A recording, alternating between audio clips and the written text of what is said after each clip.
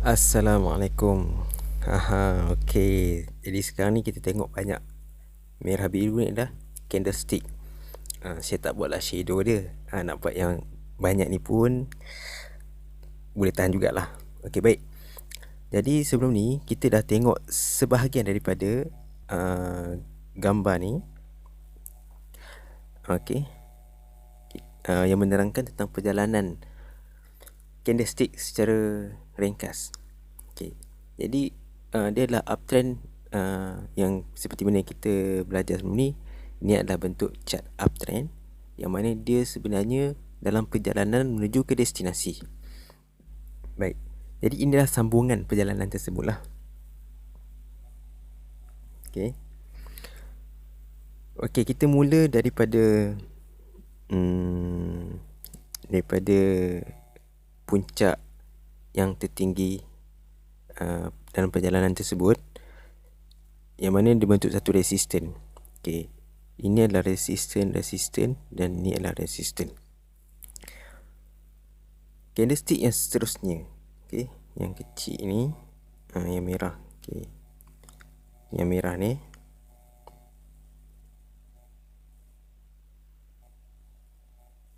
okay, mungkin tak tepat sangat. Merah tu yang pertama tu, dia membuat penurunan. Candlestick turun. Okay, candlestick pertama turun, 2, 3, 4, 5, dia turun. Maka dia buat support yang baru. Bila dah tak boleh nak turun, candlestick seterusnya dia akan naik.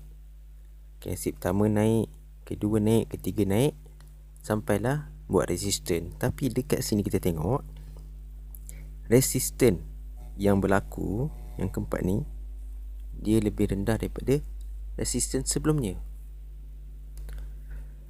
Okay, itu satu point. Bila dah sampai resisten, candlestick seterusnya akan turun. Turun sampai candlestick ketiga dia turun dan dia naik, maksudnya kat situ ada support. Dan kita tengok support di sini, support yang kedua ni, okay, dia lebih rendah daripada yang sebelumnya. Perjalanan naik turun juga, tapi dia makin menurun. Macam sebelum, naik turun dia makin menaik. Sekarang ni naik turun dia semakin menurun. Okay. Jadi dekat sini perjalanan menaik ni, destinasi dia dekat puncak yang pertama. Okay. Dan perjalanan kedua dia adalah perjalanan menurun. Dia akan naik turun, dia akan naik turun, makin lama makin menurun. Okay. Maka terhasillah dekat situ kita tengok terhasillah support resistance, support. Okay, makin menurun. So perjalanan menurun ni dia panggil downtrend. Okay, lebih kurang asal faham downtrend. Okay, dia menurun ke bawah.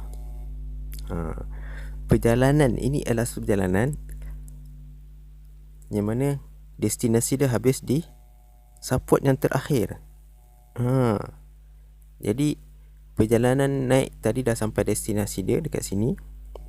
Dia buat perjalanan baru, naik turun sampai destinasi dekat sini.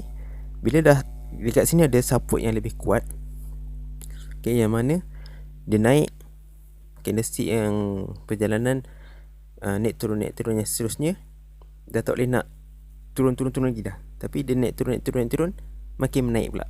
Dia sambung perjalanan menaik tadi tu. Okay, dia akan sambung perjalanan untuk menuju ke destinasi seterusnya, yang mana membuat satu resisten yang lebih besar.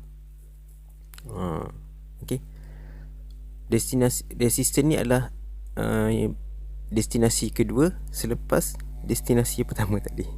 Okay, destinasi dan perjalanan. Okay, jadi begitulah dalam perjalanan naik turun menaik, kemudian naik turun menurun, naik turun menaik yang lebih tinggi daripada perjalanan naik menaik sebelum ni. Okay, agak complicated sikit, tapi senang nak faham. Jadi sampai dekat atas sampai dekat yang kedua. Kat sini ada support yang lebih resistance yang lebih kuat, yang mana dia turun tu bukan turun nak naik lagi dah kan, bukan turun nak naik tak ada. Dia turun tu turun naik nak menurun. Turun naik nak turun ke bawah. Okey. Maka tak hasil lah lagi dia berterusan membuat support resistance. Okey, support resistance dah tak ada dah resistance dia ni. Resistance yang terakhir yang saya tandakan ni, okey, lebih tinggi. Okey, ni dah cerita lain, ni dah perjalanan yang lain. Jadi perjalanan ni turun ni habis kat sini. Destinasi dia dah sampai. Habis di sini membentuk satu support yang lebih kuat, lebih besar lah. Perjalanan untuk charge yang lebih besar, okey, yang lebih tinggi daripada destinasi sebelumnya. Maka terhasillah satu bentuk RSI yang besar dalam gambar rajah yang lebih besar. RSI yang kita buat perjalanan tadi tu membentuk satu perjalanan menaik yang lebih besar. Dalam dia macam 2 in 1 lah. Dalam resistance tu ada resistance. Okey. Dengan kata-kata ni dia akan pening, tapi dengan kita tengok gambar tu kita akan faham. Okey, kita akan faham dengan mudah. Okey. Kita terus kepada perjalanan RSI yang besar. Tak payah nak cerita detail yang kecil-kecil tu, tak payah. Kita terus yang besar terus, okey. Okey. So dia naik turun kan. Konsep sama juga, naik turun. Tapi kita skip lah yang kecil-kecil tu, kita pergi yang besar terus. Naik kan. Kemudian kalau macam tadi naik tu adalah candlestick. Okey. Sekarang ni naik ni bukan candlestick lagi, sebab halus sangat. Naik ni adalah wave ataupun panggil apa panggil wave lah. Okey. Satu wave turun membentuk support. Tak boleh turun dah, dia akan naik. Dia naik ni dia akan melepasi paras ni kan. Okey, ni paras resistance. Dia melepasi paras resistance, dia buat melepasi paras resistance sebelum dan membuat paras yang baru, resistance yang baru. Okey. So kita tengoklah kalau dalam MT4 tu kita tengoklah belah kanan ni ada nombor-nombor ni, ada nombor-nombor ni. Okey. So dah tak boleh naik. Kat sini ada rintangan menyebabkan dia tak boleh naik lagi. Maka dia akan turun membentuk support yang kedua lebih tinggi daripada yang pertama. Bila dah sampai paras ni, dia naik atas. Dia dah kat sini ada paras support menyebabkan dia tak boleh turun. So dia terpaksa naik atas balik. Okey, dia akan naik atas. Wave seterusnya dia akan naik atas membuat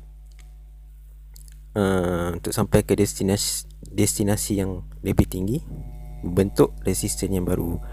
So kalau kita tengok gambar rajah ni pula, dia juga membuat uptrend, membuat kenaikan. Okey, naik turun yang besar ni, yang kita cerita sekarang ni, naik turun ni, dia juga membuat satu kenaikan uptrend. Okey, uptrend. Okey, dia macam ni,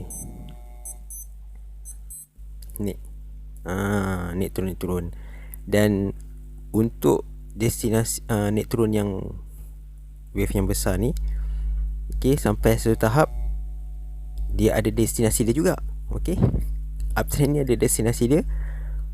Bila mana sampai satu tahap separas resistance, dia turun, dia naik, tak boleh nak lepas lagi dah. Dan dia buat naik turun untuk menurun pula. Okey, macam ni. turun, naik, turun, naik. Tapi naik yang ni lebih rendah daripada sebelumnya. Okay, dia turun lebih rendah daripada support sebelumnya. Dia naik lebih rendah daripada sebelumnya. Dia naik turun tapi menurun. Okay, jadi inilah bentuk chart. Asas kepada pembentukan chart. Kita expect, kita faham ini, kita akan insya-Allah akan cepat kita tangkap bagaimana pergerakan harga market ni. Okey. Jadi ini ialah kalau yang kecil, candlestick tu untuk yang kecil. Yang besar ni kita panggil wave, ombak. Okey. Jadi cuba tengok balik dan cuba cari. Kadang-kadang dia boleh sampai ada 3 ombak, 3 wave. Wave 1 membentuk wave 2, dan wave yang kedua ni dia membentuk lagi satu wave yang besar.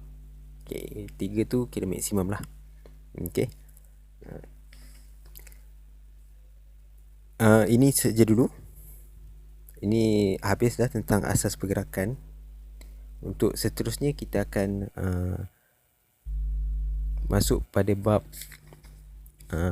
okey, kita akan tengok nama-nama bagi destinasi perjalanan candlestick ini. Okey, setakat itu dulu.